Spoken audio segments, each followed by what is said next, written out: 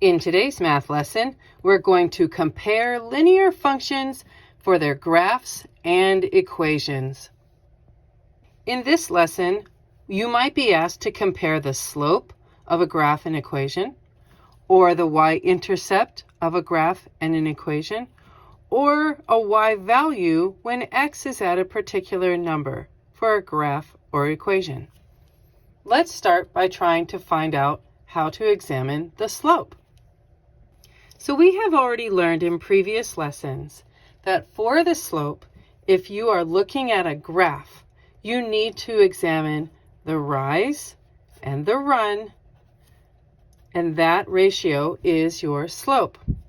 We have done that many times, so we will be practicing it again today. You might have to find the slope in an equation. If you have an equation where y equals mx plus b, you know immediately that the slope is where the m is in that equation. The m represents the slope. All right, so then finally, if you have a table and you need to look at its slope, you will be finding the change in the y values. Oh, my marker is struggling. In comparison to the change in the x values. Time to get a new marker. These changes in y and x will be looking at what's happening from row to row.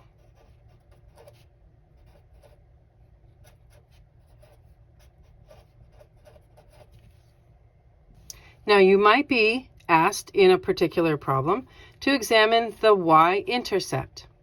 If you have a graph, then you are looking for where the line crosses the y-axis. If you are looking for the y-intercept in an equation, such as y equals mx plus b, then you know from our previous lessons that the y-intercept is b. It's in the b location. And finally, if you have a table and you are looking for the y-intercept, you have to look and see what is happening when x is equal to 0. When x is 0, whatever its corresponding y value is, that is your y-intercept. A few of the problems in this lesson are going to ask for a specific y value when x is at a specific location.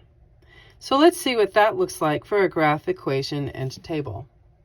If you are given a graph, you need to find the x value that is specifically being discussed and analyzed on that graph, and then just find out what the corresponding y value is that goes with it. So we have done this in previous lessons also. If you are looking at an equation and you have been given a specific x value to analyze, you're going to plug that x value into the equation for x and then solve for y. We've been doing this all year. If you've been given a table where you need to analyze a specific x value, you're just going to look on the table for that given x value. And then right next to it will be the corresponding y value that you need to find. Example 1. Function A is a given graph. Function B is a given equation. We need to determine which statement is true. Let's start by finding out what we're even being asked for. Both of these statements are discussing the slope of the two functions. However, one of them is saying that function A has a greater slope than function B, while the other option is saying that function A has a slope that is less than that of function B. Let's go look at our two functions and see what we learn. So function A is a graph, and we have learned from previous lessons and in the introduction today that when you have a graph and you need to find its slope, you are looking for the relationship of the rise versus the run. And in previous lessons, we have learned that you can do that very easily by finding any two clean coordinate points along your given line. Remembering that a clean coordinate point, while not a technical term, is a point that goes perfectly through the corner. It's not somewhere in between. All right. So we are going to now look at any two of these clean coordinate points. And I have decided that we will use these 2 points right here. Build our right triangle.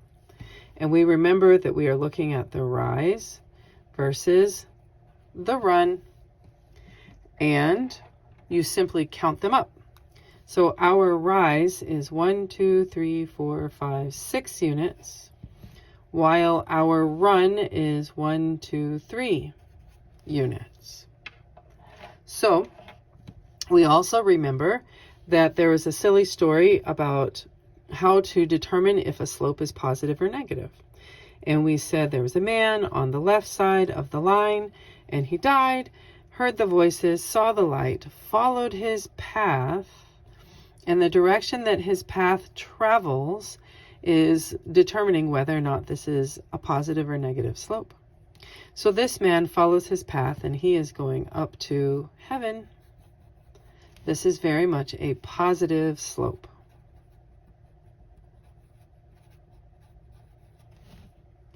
As a result, we can now say that our rise is 6, our run is 3, and when you simplify and reduce that, 6 divided by 3 is 2. All right, now that we know the slope of our graph, which took a little bit of doing, but not bad, we can go ahead and find the slope of our function b equation. As we know, y equals mx plus b. We have done that again and again. And it is the m location that we are looking at, as m represents the slope. Therefore, for function b, our slope is 5. So now it is finally time to go ahead and grab our answer. We have function a in comparison to function b. Function a had a slope of 2. Function b had a slope of 5. And 2 is definitely less than 5. Therefore, our final answer is b. And there you go. Example 2. We have been given 2 functions. Function a is a graph, function b is an equation, and we have to determine which one of these 2 statements is true. Let's start this process by determining what is even being looked at to discuss. So both a and b statements are discussing the slope of our 2 functions.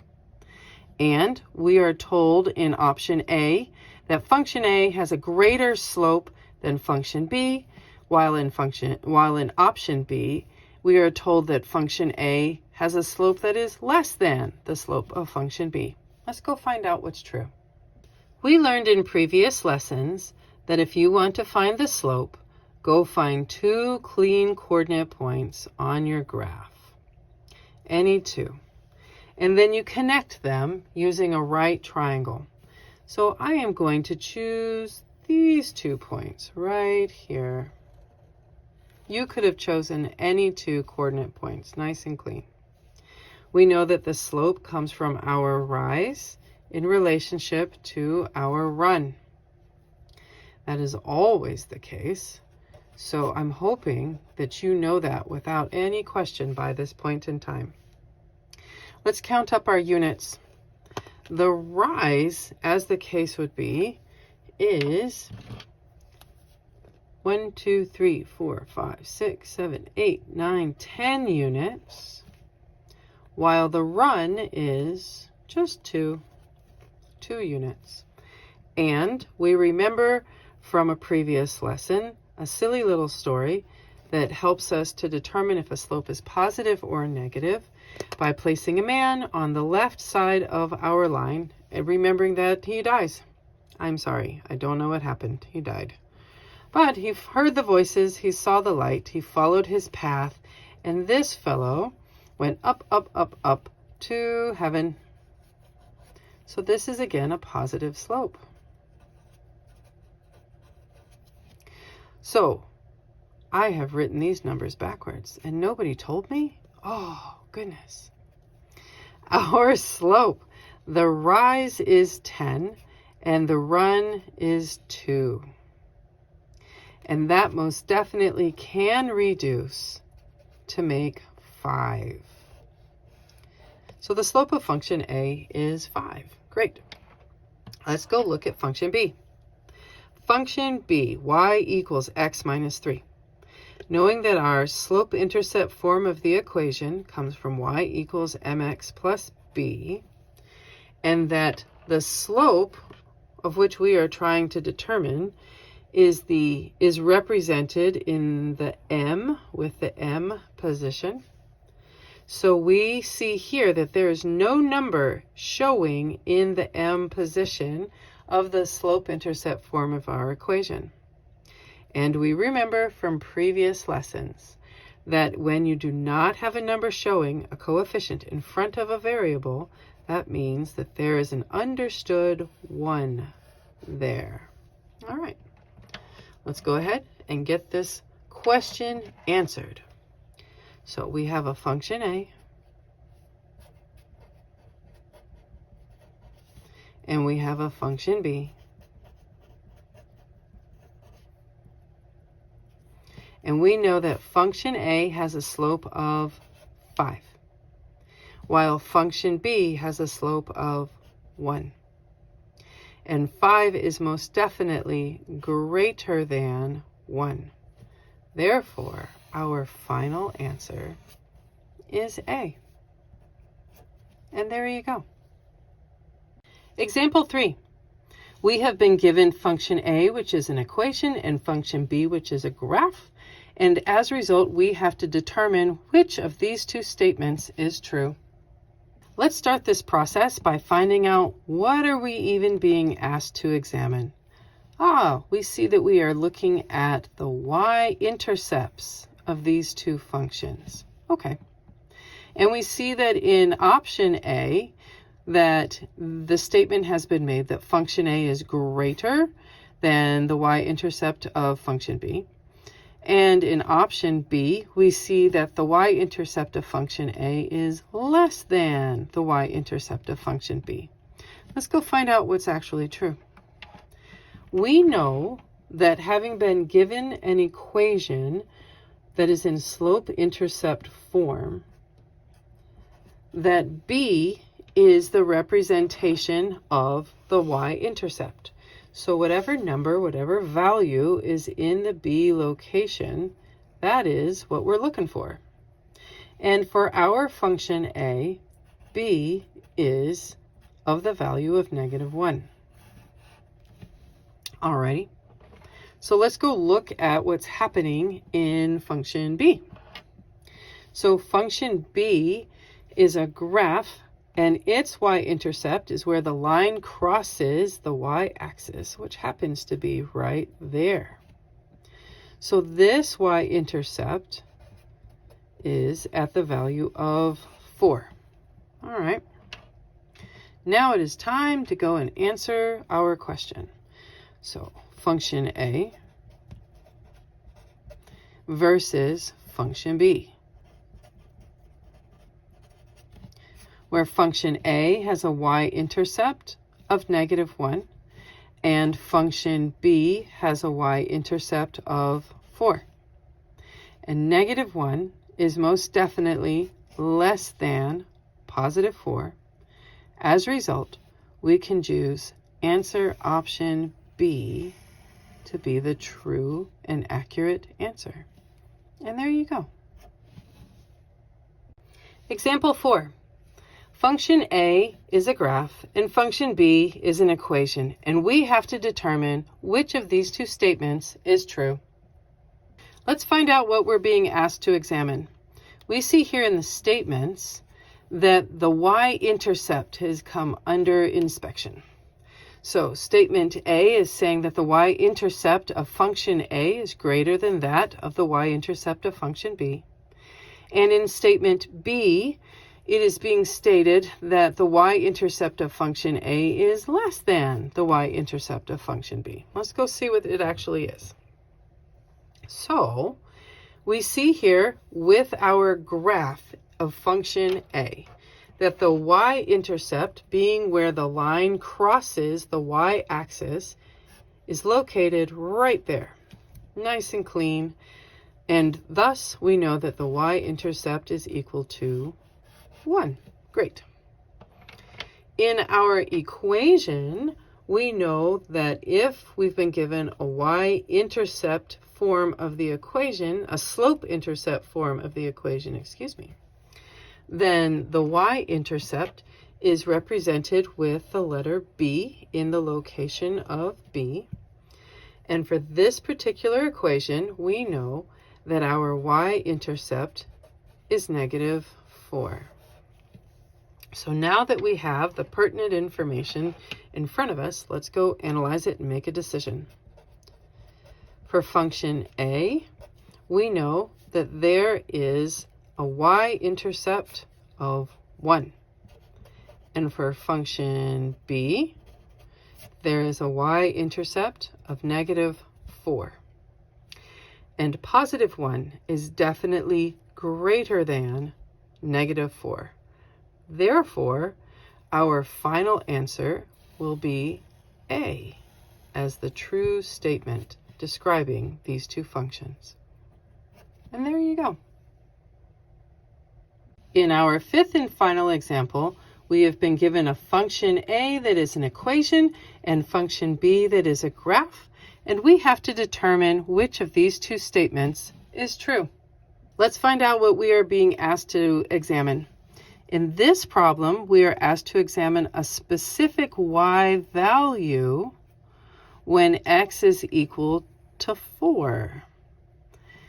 And we are trying to determine if the y value found when x is 4 is causing the function A to have a greater value than that of function B, or if the y value when x is equal to 4 for function A is less than that of function B.